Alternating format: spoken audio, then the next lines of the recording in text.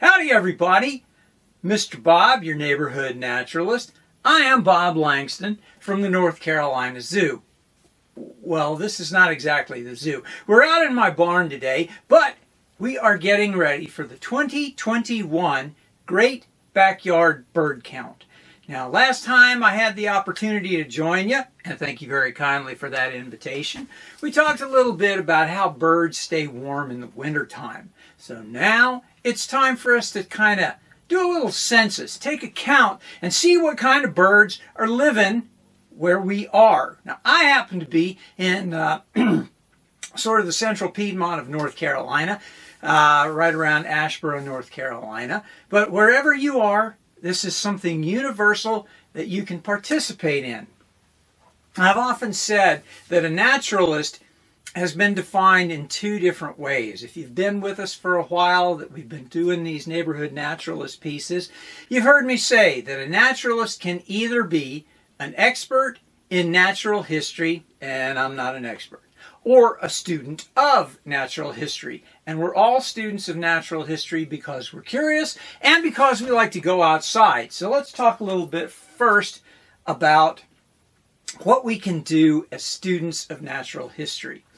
You and I are both citizens. We're folks who just come outside and we look around and we start becoming naturalists when we notice, wow, that's an interesting looking bird. I've never seen that particular bird. I wonder what it might be. You're starting to learn, and the textbooks that we use often can be things as simple as our bird guides, our bird books. I typically these days I'll use the National Geographic bird book. This is my old one, The Golden Guide to Birds. It's very well worn. The pages are falling out. Another one that some people like to use is the Roger Tory Peterson Guide to Birds. And one of the ones that's grown to be quite popular is the Sibley Guide to Birds. Any of those are fine. Just use the one that you like. Now, we look at birds for lots of reasons. We call them indicator species because they indicate the overall environmental health. And if they're migratory, that means they fly from north to south or whichever direction it happens to be. It tells us about things along the way. Are the food stops still there that they have traditionally used? Have we erected some barricade or problem that is going to impair the migration of the birds or the travel or anything else? So we take a census. You have collectively more eyes than I do.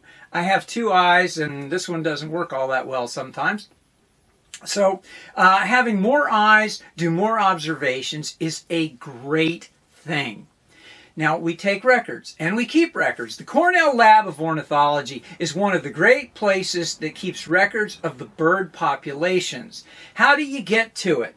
Well, there's a website that's set up, and I'll drop some slides in here as we go that talk a little bit about these. It's known as birdcount.org. Now, if you go to birdcount.org, you can find out all kinds of great things about various bird counts that have been done in the past. But you will need to set up an account so that you can report your observations. You're thinking to yourself, oh man, Mr. Bob, you're asking a lot of us. We're just citizens. We may not necessarily have any expertise in natural history. You don't have to. It's that easy. An observation is nothing more than 15 minutes. Where you're sitting there looking out the window. You can actually just look at the feeders, like the ones I have in my backyard, and count birds at the feeders. Do you have to count all of them? No. There's a question on the report form that says you can report your own experience level. I'm a beginner, I'm an expert, whatever you want to do. You can also put a note down at the bottom that did you count all the birds that you observed? And if you put no, that's fine. If you can only recognize one species of bird and that's all that you count, that helps. It's a big deal. Now, we call these citizen science programs because they're not necessarily an entire group of highly trained scientists out observing birds. We do better by having a bunch of folks like you and me that are students in natural history go out and try and observe the birds. That's the way it goes. So we set up our account, and it's at birdcount.org. By the way, this takes place over Valentine's weekend on the 12th, 13th, 14th, and 15th. Friday through Monday. It's about a week away, so it's a really good opportunity. One of the great things that happens is even if the weather is really awful, you can still participate. We had a lot of rain this past weekend. I'm indoors today because it's really windy outside. It's kind of cold in here too. But one of the great things, about 5-6 years ago, we were in the midst of a snowstorm. We were having this huge snowstorm that came in over Valentine's weekend, and it was great because I had a feeder out on the front porch. I could sit at the kitchen table, stare out the window, do my observations. An observation is nothing more than 15 minutes where you're sitting and you're watching birds. You can go out and walk if you like to get outdoors. You can count the birds as you walk. If the only one you see is that really loud, noisy woodpecker, it's probably going to be pileated. But if that's the case, you just write down that one bird you reported in, done. Having so many eyes and so many different reports really, really helps. So, you're thinking to yourself now, Mr. Bob, maybe you've been a student of natural history longer than we have, meaning that you've observed more birds. Doesn't matter. Most people get really, really intimidated sometimes because you think, wow, there's a lot of birds out there and there's no way I can know everything about every one. You don't have to. I'm going to give you a couple of clues on a couple of very common winter species that are found here in North Carolina, so you can do observations, and these are pretty much fail-safe. I started to say bomb-proof. That's not a good way to talk about things. But it's a pretty good way to make sure you're not going to be wrong in your observations, even if you don't have an awful lot of experience. Now, I happen to have some models here, and they are not to scale. They're all the same size and everything. And these are these nice little bird models. Wow, look at that one. I call them squeezy birds because they have a button up here, and you can actually hear the song if the batteries haven't died. Ooh. That one's pretty far gone. Okay, so I'll start off with a couple of these, and I will tell you that this bird represents the most commonly observed bird in all of the backyard bird counts since I've been working with this, which has been well over 10 years, and it's a northern cardinal. Now, when I take off my glasses, I'm doing pretty much everything I can to find the floor.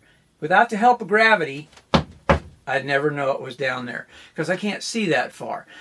But if I'm outside and in those green trees that are in the backyard, I happen to see something solid red and it's moving around, it's a cardinal. We only have about 2 other solid red birds that are ever in this area, and for the most part, one's a redstart, and he's a little bitty guy, doesn't have a crest of feathers on his head, and the other one's a scarlet tanager, doesn't have the crest, and sometimes they're even yellow. So how do I know it's a cardinal? It's because those other 2 guys are not here in the wintertime. So if the only bird you can identify is red, and the females are a little bit more muted, but they still have the crest on their head. So if the only ones you can identify are the males, the bright red males, that's fine. You observe those, you log those, that helps. Cardinals, there you go. We've been on here for a minute talking about it, and you already can identify one of the primary species that's found around here, northern cardinals. As long as we're sticking with the birds that have crest on their head, we'll talk about this guy. Again, very, very popular. Let's see if his battery's still working. And, yes. Probably recognize that call. This is our friend the blue jay. One of the great things we often look at for birds are what are called field marks. And so you see the feather marks, the colored part that goes through their eye. You're looking at the crest on their head. That's a field mark. And the blue jays aren't generally solid blue. They have stripes on their wings and things like that. That's okay. Large bird, robust beak, crest on its head, blue, white, and black primary colors. There's some gray in here as well. There you go. There's 2 birds that you can identify just that quick. It's really that easy. Sticking with the crest on the head. This guy, in reality, is much, much smaller. But if they're gray on the back, you may not necessarily see the nice pink stuff on their sides or anything like that. But they have a little crest on their head, a black-colored bill. This one, a tufted tit mouse. Chances are, if you're sitting there watching, you'll see something with a crest on its head. It's much smaller than a blue jay. It's not red. It's gray. Has sort of a white belly. Tufted tit mouse. There you go. That's 3. 3. Count them. 1, 2, 3. Right that quick. It's really kind of cool and easy. Now, a lot of the birds that are going to come around fall into the categories we refer to as LBBs and LGBs. This is scientific nomenclature.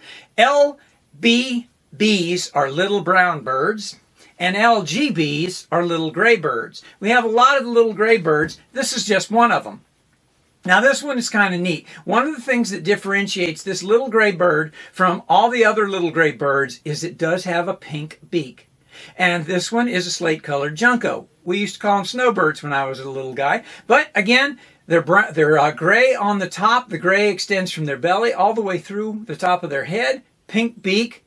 They're very small. They're not that big. Snowbirds or slate-colored Junkos.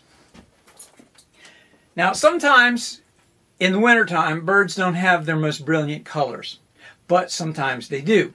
And this one in particular is our goldfinch. Now goldfinches, I'm going to mention these guys because it's not just about their color, it's how they behave. That you'll get these guys that hang around, and the males are going to be really the real brilliant yellow. In the wintertime, they're almost going to be a sort of an olive green color, but they'll still have the black marks on the wings. They'll have the little dark colored feather patch on their head, but they're social animals. These guys typically hang out in groups of 5 to 10 to 20. So if you have several feeders out in the backyard, you may notice a whole bunch of these guys hanging out. If you have these small finch-like birds, again, much smaller than cardinals, they're more than half, they're somewhere in the neighborhood of a half to a third of the size of a cardinal. So if you see these guys hanging around, but there are a bunch of them hanging around your feeder, voila! Goldfinches. We also have house finches. We also have purple finches as well. So that's that's 5 birds that we've talked about in probably less than 10 minutes that you can positively identify. If you want to learn more, you can get your book out. There is an app that you can get. Now I keep an old tablet out here. This is just a little handheld device. I use tablets because it uses less battery juice than my phone does. But we'll have a tablet out here. There's an application that you can download from the birdcount.org website called the Merlin application that can help you find the birds. One of the great things about doing these observations is that when you go on and set up your account, you'll give it a region, and it'll pull up the birds. The website itself will pull up the birds that are commonly found. We don't have to worry about crows, large black birds in the backyard that make that lovely sound we're all familiar with. Haw! Haw! Chances are it's a crow. And even though there's more than one kind found here in North Carolina, that's kind of cool. But you've got applications, you've got books and things like that can help you identify the birds. Again, the 2021 Great Backyard Bird Count takes place February 12th, 13th, 14th, and 15th. Only takes 15 minutes. You can set up your account ahead of time so that you can make a big difference in counting birds, which are indicator species that tell us about the health of the environment all the way around. Not just the environment for those guys, but the environment for us. And there you go. It's one of the great contributions you can make. Now, North Carolina Zoo, we are currently open.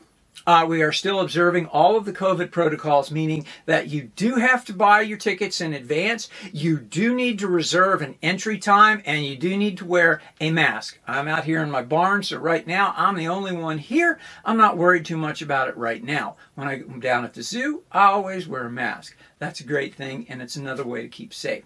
You can find out all the details, all the upcoming events and things that are happening at the zoo at www.nczoo.org. Visit that website and you can find out lots more. We're still doing quite a bit of remote programming, so if you look at our education section, it will tell you about some of those things. You can join us on Mondays and Wednesdays right about 10 o'clock for some of our live broadcasts. We'll be scaling some of these things back before too much longer. Now, I am only going to be doing one of these regularly scheduled Neighborhood Naturalist programs between now and the end of February, and after that it'll become quite intermittent, but that's okay too because we've got things going on at the park. So, for the North Carolina Zoo, I am Mr. Bob, your neighborhood naturalist, Bob Langston, saying please visit us at the North Carolina Zoo before too much longer. Number 1. Number 2, get outside, observe birds, enjoy nature, learn about the great things that happen outdoors. You can do that. Just stay safe and take care of everything you need to. Hopefully we'll cross paths out in the woods before too much longer. So everybody stay safe, be careful, study that nature, and I'll see you next time. Bye now.